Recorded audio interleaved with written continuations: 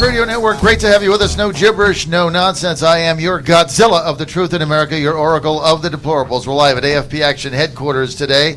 The phones are buzzing. They got 20 people on the phones for Nick Freitas in office, social distancing with mask. Plus, they got another 20 outside on their mobile devices.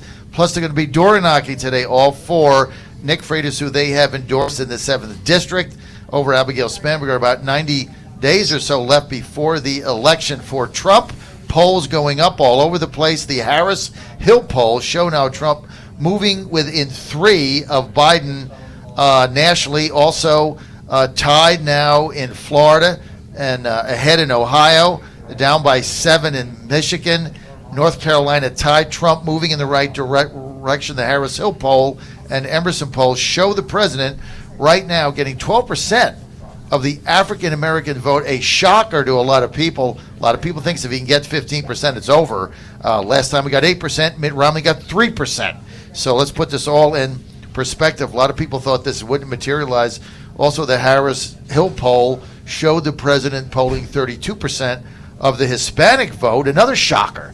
So a lot of things shocking now as the president's starting to move up. It's great to have everybody with us here at AFP Action headquarters in Richmond, where AFP Action means there's a lot of action going on. At our roundtable is Tim Phillips. Tim is President CEO of Americans for Prosperity. Tim, good to have you with us. Good morning, John. For until November 3rd, Tim's a senior advisor to Americans for Prosperity Action. Amanda Batten with us, Republican House of Delegates member from the Peninsula, big Nick Freitas backer. Amanda, great to have you. Thank you. Thanks for having me. As always, also J.C. Hernandez. J.C. is in his day job. He is the director of Americans for Prosperity in Virginia, but right now through November 3rd, he's on loan to AFP Action as a senior advisor. Town of Culpeper City Council member John David Russell with us, also a business owner and blessing us and gracing us with his presence. Yeah, if you want to shut the door. Gracing us with his presence is a former candidate for Congress in the 7th District, Andrew Nags, who has endorsed Nick Freitas. Andrew, great to have you, man. Good to be here. It's been a couple weeks since I saw you. Just a couple, that's right. I know. I thought you ran a very spirited campaign. Thank you. It was a good experience, and I think that we ended up with a great candidate, and I'm certain of that. And as you said, I endorsed Nick. I endorsed him on the day of the convention, and feel very good about that. I think that when we look at the challenge that we're facing here in the Commonwealth, the challenge that we're facing throughout the country, what we need are folks who share our beliefs, representing us in Washington, D.C. in terms of faith, family, unflinching support for the president, and when I look at Nick Freitas, I look at what he's done for the Commonwealth. I see someone who shares my beliefs. So I feel great about him taking the fight to the other side. It took a lot of courage for you to come out and back Nick after I think it was after the second ballot where you were eliminated, right? After the second. Yeah, right, it took a lot of courage to come out and back him, and I thank you for that. I think you made the right decision. Well, I think that it did not take as much courage as you might think. It was something that I had reconciled myself to, weeks before. It wasn't anything that I had spoken to Nick or any other campaign about, and certainly we did not go into the race, into the convention. Well, the speculation was everybody that you would back either Tina or John. The speculation was anybody that didn't vote for Nick on the first ballot was going to back Tina or John, so you upended that convention apple cart. Well, it needed to happen. As I said, the things I care about, faith, family, devotion to the grassroots, and support for President Trump. Nick was really the only other one that shared my beliefs, so right, that was pretty clear. Now, did I tell you I'm voting for Jack Wilson Saturday, and so is my wife. That is fantastic. Yeah, I just want to tell you that. I'm voting for Jack Wilson Saturday for Republican Party of Virginia chair because Jack's opposed to conventions and Rich Anderson is not, and so I'm voting for Jack. I just wanted to be on the record and share that with you, Andrew, because I know you were very anxious to know who I was backing with after you got my 5 emails backing Jack and my 2 robocalls. I'd missed that. Yeah, okay, good deal. Todd Gilbert's on the line. We're going to get him involved in a minute. But first, I want to get to the president's executive order. I want to get both Tim and Andrew on this. I thought what he did Saturday was absolutely a brilliant move, right? Because the negotiations with the Democrats bogged down. They want to spend first $3.5 million, then it gets to $1 trillion, then it gets to $2 trillion. Finally, the president says, no, we're not going to do 600 a week additional unemployment. Doesn't make any sense. You can't be paid hard to stay home to work. So then he just does an executive order, and he says, I'm going to eliminate payroll taxes, both employer and employee, until December. I'm going to institute $400 unemployment supplemental payment, and I've got the authority to do that because we already have the money based on these other things we passed, and not all the money is spent. And the Democrats were absolutely floored by it. Then they get on TV on Sunday and say, well, he's giving people a pay cut from 600 to 400, yet they can't get anything done. And now I don't know what the Democrats do. They're going to sue him so that he is unable to do a payroll tax cut, which is going to give everybody a 7% raise. Tim, I know you're not in favor of spending any money, but based on the reality of where we're at, what did you think politically of what Trump did Saturday? The payroll tax is good policy, bad way to get there, bad process. I think it's probably smart politics. From just a purely political thing, it puts Democrats in a position of having to argue against a payroll pulling back payroll taxes, which is, I wouldn't want to be there if I were them. I will say this, though. I look at France. I don't think we want to be France. They have a system where basically their version of the president can do whatever he or she wants without worry of the parliament or their version of Congress. That's where we're headed, given what Obama did during his 8 years with executive orders, and now given what President Trump is doing. And I don't think it's where we want to go. I absolutely don't. We want a system where Congress, the 3 branches, are in balance, and I think this throws that out of balance, and I think long-term that's not good for the country. We opposed it when Obama did it, and it's not the right thing to do now, but the politics are good. All right, so... They're smart, short-term. Short-term, look, I think if Obama did this, we would certainly... We'd be going crazy, John. You and I both know that. We would be going crazy, right? And rightly so, by the way. And rightly so. Yeah. But the politics of it right now favor. Look, the president didn't have a choice. I mean, because if what the Democrats were leveraging all this garbage in this next round of, I don't know what you want to call it, relief, they were leveraging new Green Deal stuff. They were leveraging bailouts for the post office and for states that have been mismanaging their money in cities forever. They were leveraging all that. The president took the whole thing away and said, we're done. We're not doing any of that, but I am going to help the people that need it. Amanda, what is your reaction to this? I agree with Tim. Now, to be perfectly candid, I have a strong objection right now to executive orders because we're living in Virginia, which it seems every single day we have a new fiat from our governor. I do think that the politics of it were very good. It's very hard for Democrats to fight back against that. But I don't support the way that the process was played out. Like you said, if President Obama had done this, we would all be screaming. And, I think that's the right thing. So good politics, bad policy. Andrew, next. Look, this is the president leading, and I understand that the path that he's taken is distasteful to us, real conservatives. But the fact of the matter is that our Congress was not willing to do what was necessary to help the American people. This is a self-imposed challenge in terms of shutting down the economy, and the solutions that were developed originally are detrimental to our long-term health. So the president has needed to act, and that's what he's done. Now, I certainly agree that had there been another occupant in the Oval Office, that would be even tougher to swallow.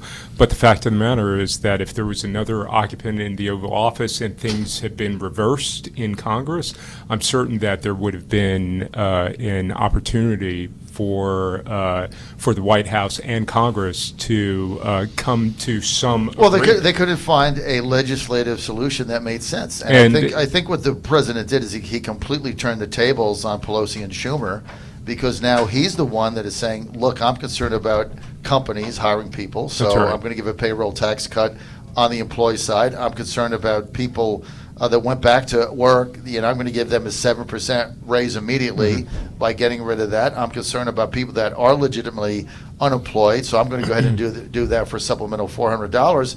And now it puts the Democrats on the defensive, where they have to now sue that. I mean, it completely turned the tables in a day. Right. Because up to Saturday, all the fake news media was saying, "Hey, the meanie Republicans will not compromise with Pelosi and company in order to help people that can't pay their rent." And so once again, they don't care about people. I mean, that shifted in a day. And I will tell you that politically astute as it was, or may not have been, I will tell you this is more of a reflection of the president's deep regard for the American people and his deep sensitivity to the pain that people are feeling right now. So, it may have been politically smart, but it was not simply an expedient. I think this really is a reflection of how much the president does care about what people are challenged with, and it does have the added benefit of putting the Republican or the Democrats on the defensive. Action. That's right. What the president needs. I'm going to bring in House of Delegates Minority Leader Todd Gilbert from Shenandoah Valley. Todd, you're in the Americans for Prosperity Action Roundtable. You're with me, Tim Phillips, Amanda Batten, J.C. Hernandez. Buddy Fowler just popped in off the street because he heard we had bagels here, so he popped in. That's a good reason to come in. He just came in, and he's here. He's leaving soon. He's got masks I'll on. save one for Todd. He's got masks on and gloves and hazmat suits, but he's here, and also Andrew Nag's with us. Todd, welcome. Hey, glad to be with you. So you got two of your people here, Buddy Fowler and Amanda Batten. So we've been talking about. We're trying to figure out what the hell's going on with this special session. Do you have any idea, like, where it is, or what the rules are, or are they going to take our guns, or are they going to defund cops, or what are they doing? Well, you have to put those certainly- on, buddy. You got to put them on. Whatever- You got to put them on. Right. That's it. Perfect. Okay. Go ahead, Todd. No, whatever they're doing, it's not good. I can tell you that. And we sort of get, word typically 5 minutes before they put out a press release what they're getting ready to do, just as a courtesy, I guess. The Second Amendment issue is of course very concerning for us. We think they won't ever miss an opportunity to go after something like that. That's very high on their list of things that they would like to accomplish, which is deprive us all of our ability to defend ourselves. But we haven't heard any specifics yet, so we're just keeping a close eye out. And I think I hope to talk to the speaker today about her plans for the special session. We think they are definitely going to pursue policies that undermine police authority, undermine safety and public safety in our streets. Just taking us back to a very dark time, it looks like is where they want to go, both in Virginia and nationally, when chaos and crime reigned and neighborhoods were not safe. So we're awfully concerned about that, and just waiting to see what their legislative package looks like. Todd, what about the fact that there's a new survey that came out, and 25% of guns that have been purchased, and it was we're having gun record sales, 25% of guns that have been purchased are by people that never had a gun. We had 2 guns, now we have 4. We had no AR-15s, now we have 2 of them. So, and in my household, my wife was adamantly opposed to having a long rifle, certainly an AR-15, wouldn't allow it. We had a couple handguns. That's it. And we talked about buying it. She was like, went off the rails. No, not my house, not going to have it. And then, like, she saw the riots on TV, and she saw things getting burned down, and we own a business in Richmond. And 2 weeks later, she came to me and said, hey, maybe we should go to Bob's today and buy those 2 AR-15s you talked about.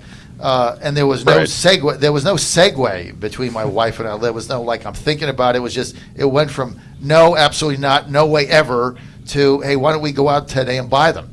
So, I mean, is that, how are the delegates there on the other side going to be reacting to this? Well, And then I'm going nobody's to done get more to to Fowler. nobody's done more to sell more guns than the anti-gun left. I can tell you that. And just folks, the combination of things going on in our country right now, the uncertainty, the chaos, the rioting, the pandemic, whatever. It's all just you put that in the framework of them constantly coming after our rights, our guns, and what not just our guns. When we say our guns, it sounds so that's not the best way to put it. What I mean by that is they are coming after what I consider that which embodies the very essence of our freedom, that the state trusts its citizens, its free citizens, with the right to bear arms and the right of self-defense. And so that's what they're coming after, is that fundamental. I've heard the same anecdotes. I was in Bass Pro Shop. I was down to Richmond for something and just decided to stop in Bass Pro, and they have 6 or 7 cases of handguns in there. They were all empty, John, and that was shortly after the chaos in Richmond. People are rightly scared. The same folks that used to tell us, you don't need a gun, you can just call the police, are the exact same people who are now trying to defund the police. And so what are people you can't have a gun.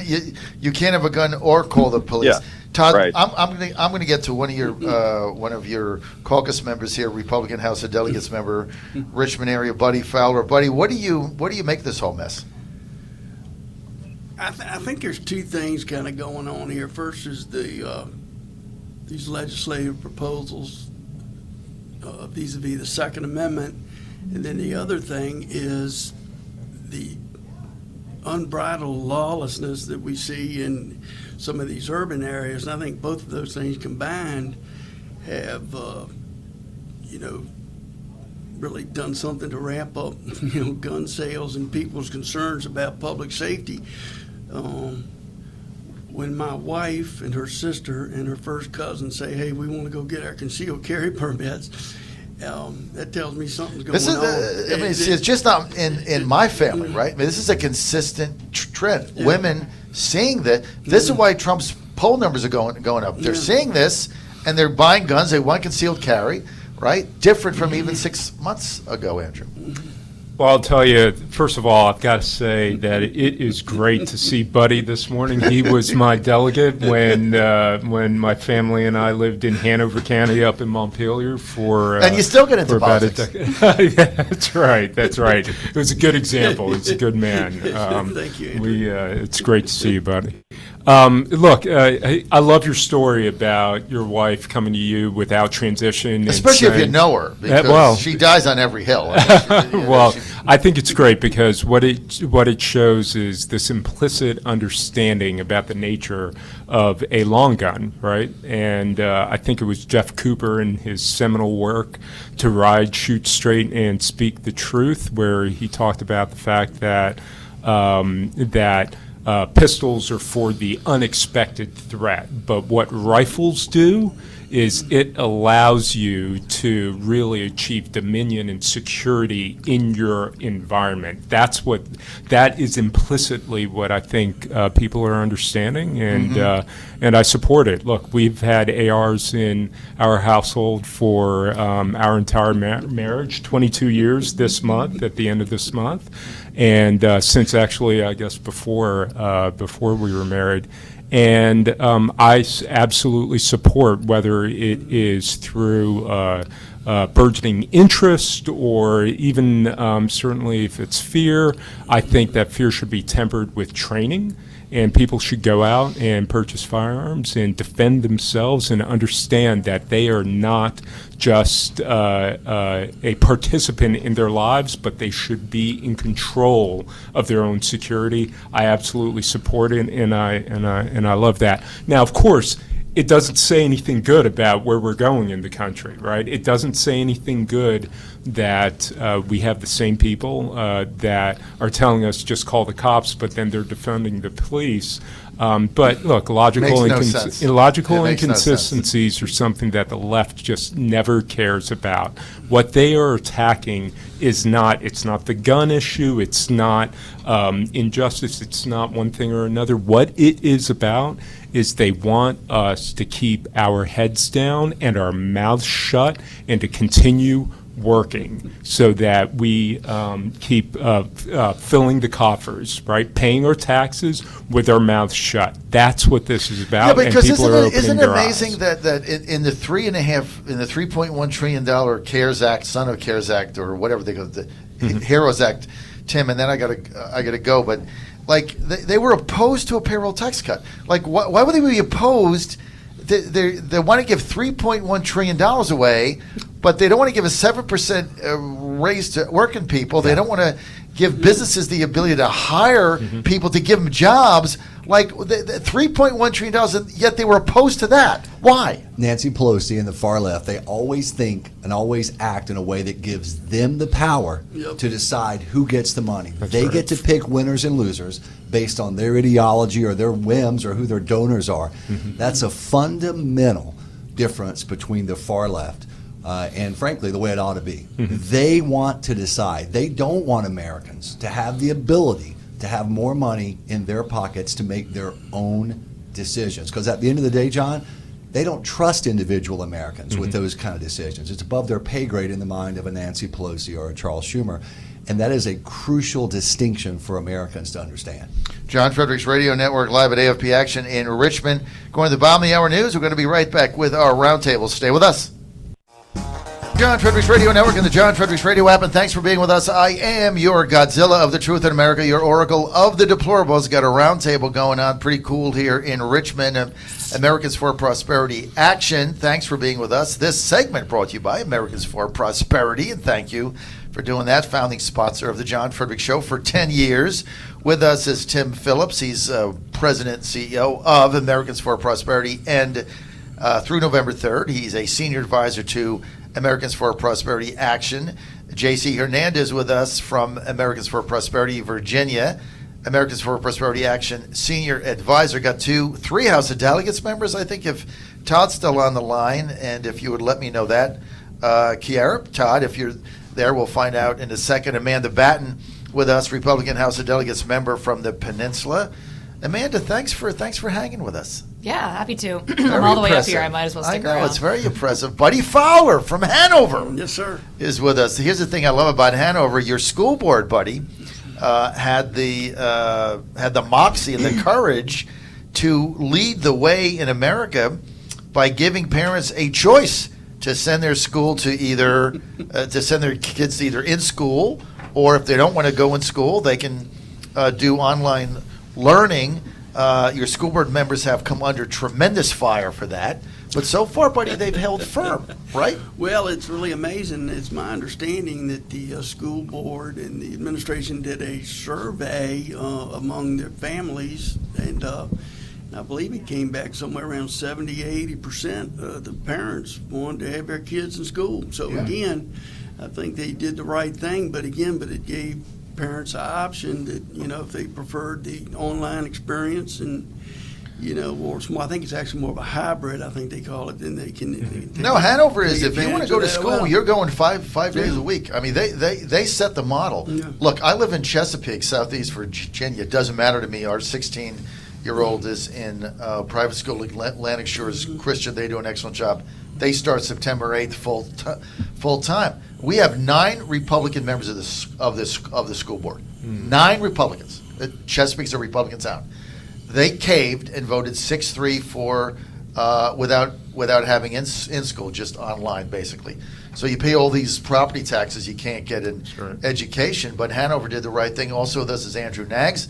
Andrew former official in the Trump administration, and Andrew is also a former candidate for Congress in the 7th District and has endorsed Nick Freitas. So thank you for doing that, Andrew. Of course. All right, look, Todd's gone, and we're going to get some other people involved here in a minute.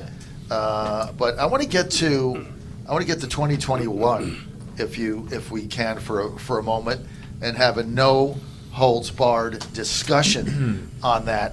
I think Trump is going to win. So if he does, I don't really think who runs for governor, the Democrat is going to win.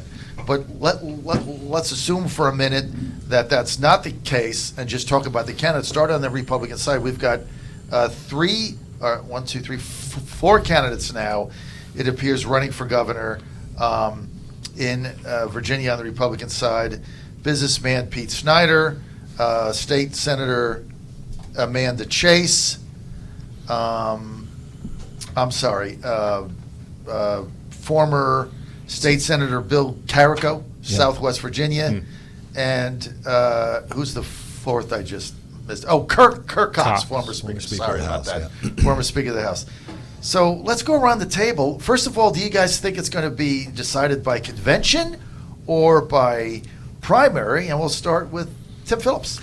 Predicting state central committee in Republican politics in Virginia, you have a better chance of predicting the weather next April of what they're going to do. I think it's a coin flip either way. And the truth is, they've gotten good nominees in some years when they did primaries. They've gotten good nominees some years when they did conventions. When you look at the pattern of their victories over the last 30 years, I've been involved in Virginia politics that long, there isn't a clear pattern between a method of nomination giving them a better candidate. They've had good ones and bad ones with both methods.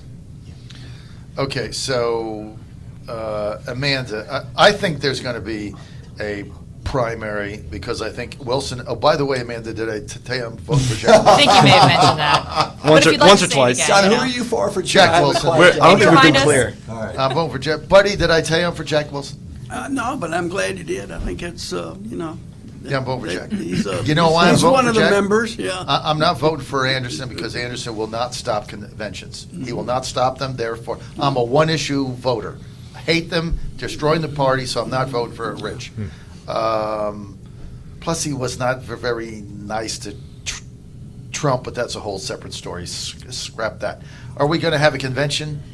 I am really hopeful that we're going to have a primary. I'm hopeful that we learn some of the lessons from this year, just with everything being moved around. I think it's been a hard lesson learned that, we really are operating at the whim of the governor. Obviously, we're still going to have the same governor next year, and so it's hard to say what that's going to look like. So I'm going to push with all of my might for a primary.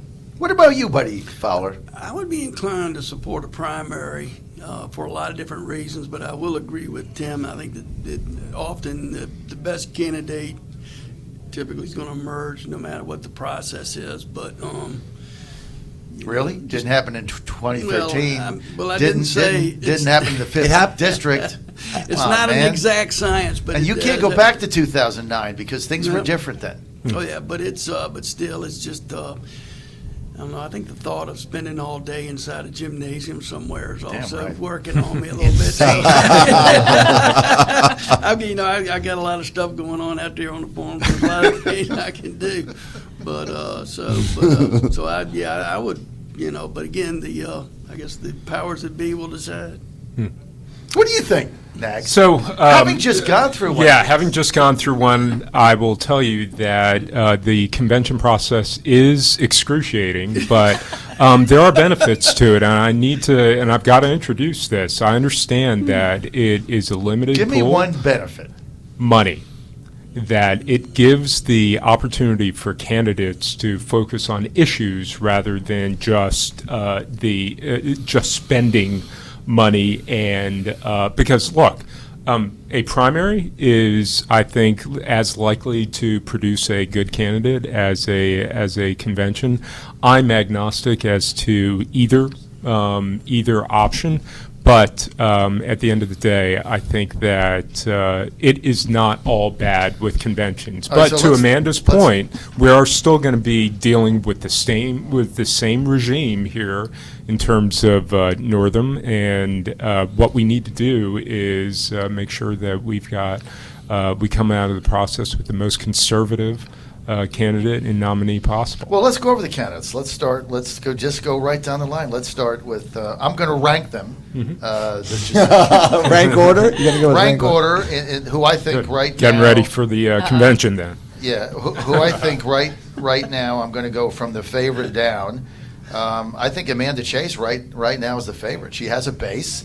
Agree with her or not, whatever you think of her. She's got a following. She's got a base, and they're going to turn out for her. And I think if there's a primary, she'll raise very little money, except for the money that she got from what was it? Clean Virginia, right? Sent her $10,000. Michael Bills' organization, because they love for her to be the nominee, so she can get 38%. So, but I think she's the favorite now because she's got. If there's a primary, Amanda Chase is going to get 33%, 30 to 33% of the vote, just by being Amanda Chase. So let's just start with that. I mean, and I'm going to start with Amanda Batten. I mean, she starts with a base. How do you beat her? I think it's too early to say. I mean, this year, if it has shown us nothing, it has shown us that we have no ability to predict what's going to happen next. We don't know what's going to happen in the presidential race, and that will certainly have an impact on the candidates and their messaging. Everything that the governor's been doing, the lockdowns, I think it's hard to say at this point because the other factor that's out there is the Democrat primary. They're going to have a bunch of candidates out there as well. Who's going to participate? We'll get there in a minute. Oh, no. I want to go over the candidates, and we've got. That's where I'm going. So we don't know who's going to participate next year in that primary necessarily. So if the Republicans and the Democrats both have a primary, there might be a bunch of people out there who would have typically voted Democrat in the past who might not be as inclined to do so. So there could be some folks that come over. Then they're looking for a more moderate candidate. I think Amanda Chase is going to have a hard time outside of her base, although it is a substantial base. She, still has some lingering issues with law enforcement based on what happened in the past, and I think that whomever runs against her, although they might not personally try to exploit that, there will be other groups out there that will make that argument for them. So I just think it's kind of early. Tim Phillips, Amanda Chase, what do you think? I think given how extreme left the Democrat majority has gone here in Virginia, if next year is on policy, Republicans have a very good chance. Mm-hmm. I think her challenge is making it on policy instead of about personality and about playing gotcha games. And I think that is the chief deficiency there. Because I'm telling you, if 2021, whether Trump wins or not this fall, if it's about policies and what's happening in the Commonwealth, the place I love, I think the Democrat nominee is going to have a very difficult time, even in a Commonwealth that's become more swing or more blue. I agree with That's that. her biggest challenge, I think, John. Buddy? To Tim's point about policy, I think if his race is going to be about policy, then I think the best choice is going to be Kirk Cox because, again, he's been a leader in the House on, just a plethora of policy issues from free enterprise, from education is one of the top ones. Just on and on and on. That he's been a leader in fashioning that legislation. So and getting it done. do you think he can beat again, Chase? You think Cox can beat her in a primary? Well, I think at this point, anything. I don't see why Kirk Cox couldn't win. Absolutely. Andrew next, and then I'll get to Tim. Yeah, I tend to agree with Tim that if this is on policy, the Republicans will win next year. But I would also add that the nominee for our party who is able to get Republicans to the polls is much more likely to win. My view is that here in the Commonwealth, there are enough Republicans to win statewide races. The problem is, and it's not really a problem, it's a feature, it's a characteristic of our side that we're much more likely to not go to the polls, to abstain, to not vote if we don't believe in the candidate. So what we need to do is to make sure that our candidate, who's representing the party in that statewide election, is able to present a product and policies that will motivate Republicans to go to the polls. I think if we do that, we're very likely to come out with a victory. So, and that is not a trivial thing. That is not just saying that, well, if you get more of your side to vote, then you win. What it is saying is that there are too many of us who don't register or who sit out these elections because they don't believe in the candidates. Based on what you're saying, that Amanda Chase is going to get her voters out. My concern with Amanda Chase, if she's the nominee and she has a base, it's 33%. She'll get 33%. I mean, 38%. If Amanda Chase is the nominee, and I like Amanda, she's fun to have on my show. She's great fodder. I get great ratings. The YouTube goes up. But Amanda Chase will get annihilated by any Democrat, including Justin Fairfax. She is not going to win. So you're going to end up nominating somebody that's going to get, 38% and take everybody down with her. You'll lose another 5 seats in the House. And, I mean, I like her personally, but, we have to be honest with each other. Amanda Chase is an unelectable candidate. She said things in her past that are, borderline racist. I don't see how, if Amanda Chase is the nominee, how you guys are going to do it. You guys are going to get annihilated. Cox's problem is this, right? When I had him on my show the other day, I said, you and I were in lockstep with the biggest tax increase in Virginia to fix our roads. I was your biggest cheerleader for that. You passed it. The revitalization of our transportation in Virginia on the 64-95 corridor is unbelievable. It is unbelievable. Money well spent. I was also in favor of Medicaid expansion because I thought you were putting the right rules in place. These were Trump voters. You did the absolute right thing. You took it off the table. I was your biggest cheerleader for that. Here's the problem. I'm not running for governor. I'm a radio talk show host. You're running for governor, and your base doesn't share our views. So how do you win? Yeah, I met Kirk Honestly? Cox. I met Kirk in 1985. We were Great guy. young kids starting out in politics on a statewide campaign as staffers. I've known him for 30-something years. He is a good man, period. He's one of the best people I know, actually. Medicaid expansion, which brought substandard health care to poor people. That's not a compassionate thing to do. That's the wrong thing to do. Happened on his watch as Speaker. He's got to explain that, and I think that's going to be a very difficult explanation. Substandard health care for poor people who deserve better. Oh, and by the way, it blows up Virginia's budget long term. I mean, I think he's going to have to explain that. One downside to being in office for a long time, especially if you're in leadership, you got a lot of votes, like Medicaid expansion allowing that to happen then. I think that's going to be a problem for Kirk. I do. And again, I say that having the deepest respect for him. He's one of the best people in politics I've known for 30 years. And there's no but coming. It's a period. He's a great guy. He's one of the best. I do think that's going to be a tough explanation, whether it's a primary or a convention. Amanda? I don't think I could have said it any better. I think Kirk is an amazing guy. But he owns the Medicaid expansion issue, and there are plenty of people in Virginia who have not forgotten about it, and those are, fiscal conservatives. So they still remember that, and it wasn't just that you cast a vote for it. It was, you were actively advocating for it, and it happened under your watch. So I think that's going to be really difficult for a lot of people to overcome.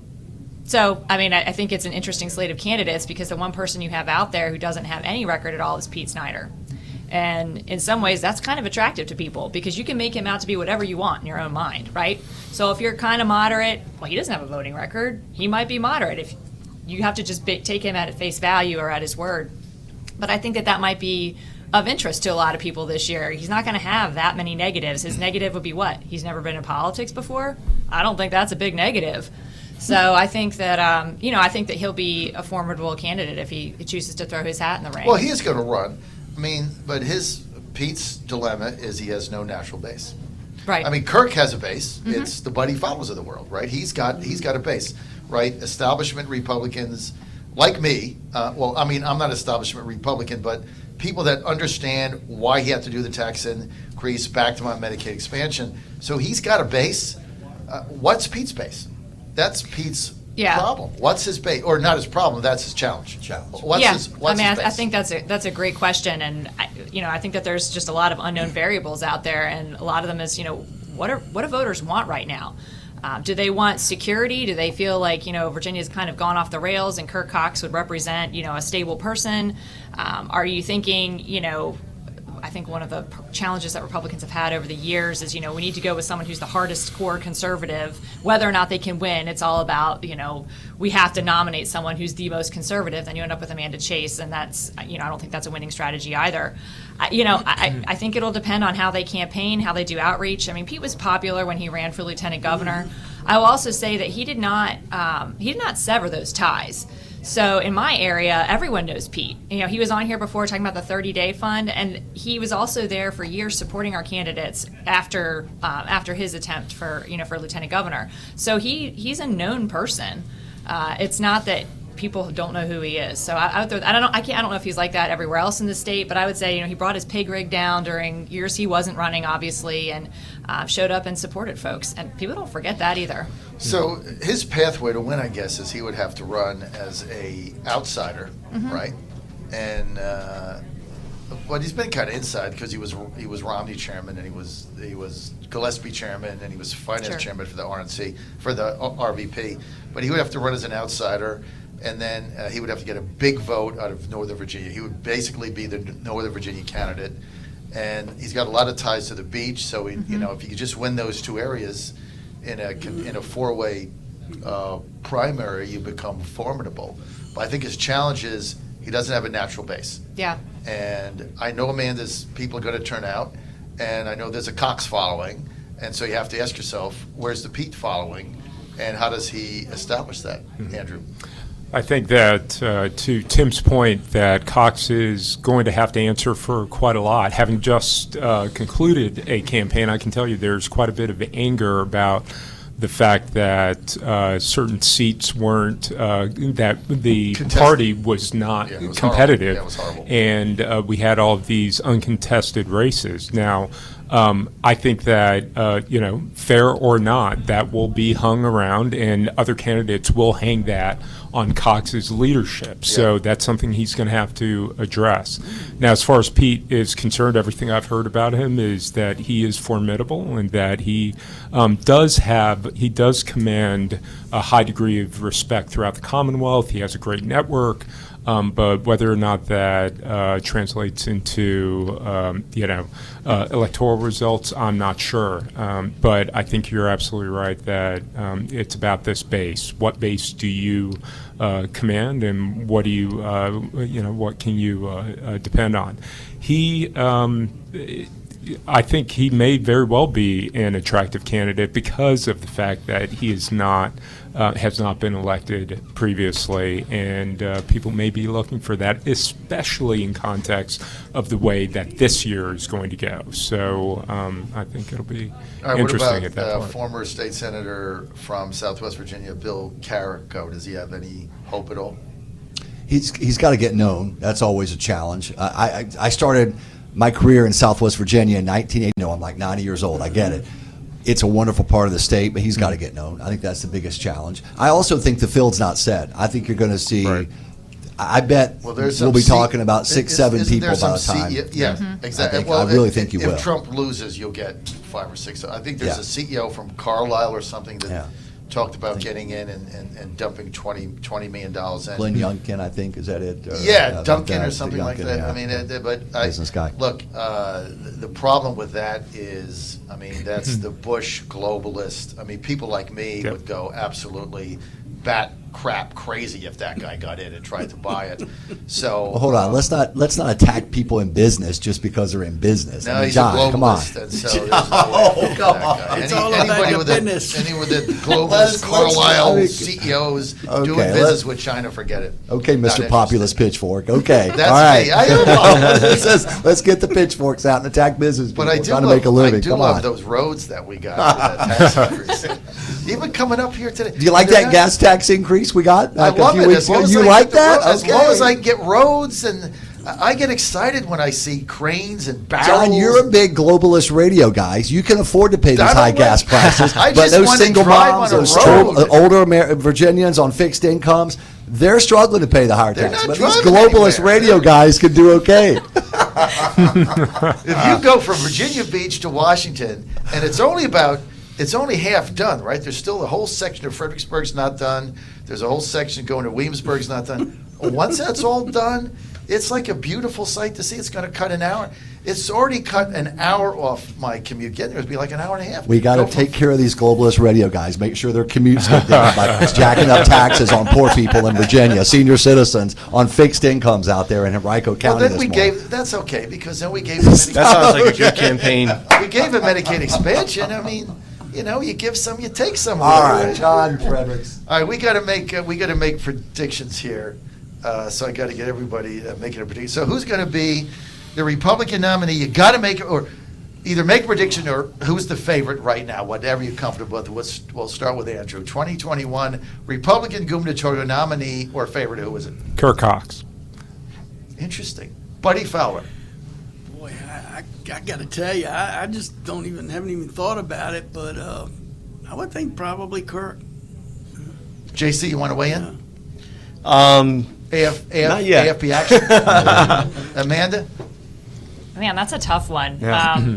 I mean, if you ask the base, they would say Amanda Chase. If you ask whatever the establishment is, I think that's kind of a loose term. They would say Kirk Cox. So I would put them both out there as front runners. It's whoever focuses on free market conservative policies and not gotcha Twitter politics and personalities and all that. And I here's one for you. I predict the favorite is not in the race yet. Interesting. Interesting. Someone's going to get, I don't know who, I just predict the favorite. I'm not saying they win, I'm just saying the pole position person, by the time we get to Election Day, which is kind of the official green flag drops, right? By the time we get to 2020, that's when 2021 really goes. I predict the poll sitter is not in yet. Tim, is that person a politician currently? No, it's Andrew next. When it's over. And John, we're talking to him when this is over, right? When this segment's over. think What about he'd you, be- John Fredericks? You haven't made a prediction yet. My prediction is this. I think that as it gets closer to a primary, and Amanda Chase is panic will set in amongst Republicans. Absolute panic.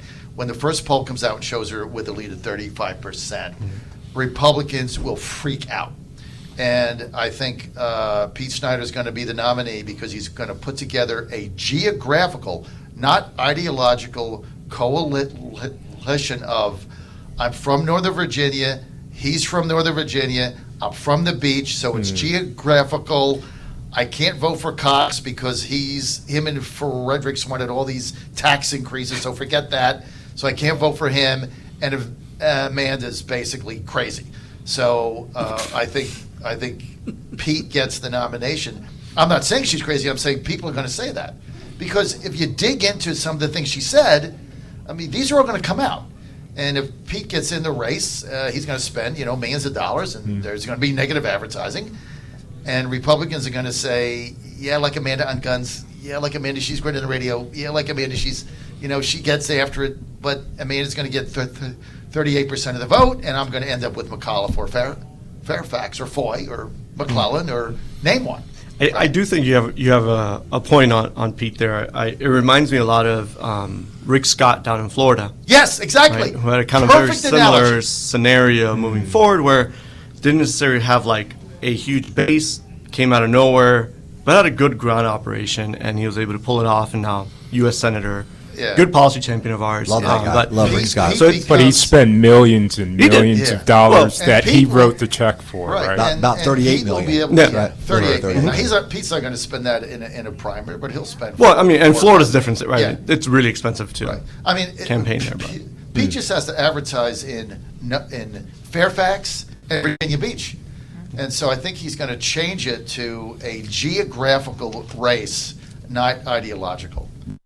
He does that, I think he's a nominee, but because as this thing gets closer and Amanda, the first poll comes out, I'm telling you, the first poll that comes out, Amanda's going to be at 35%, and Republicans are going to absolutely freak out. John Fredericks Radio Network, the Democrats, when I get back. Keep it right here.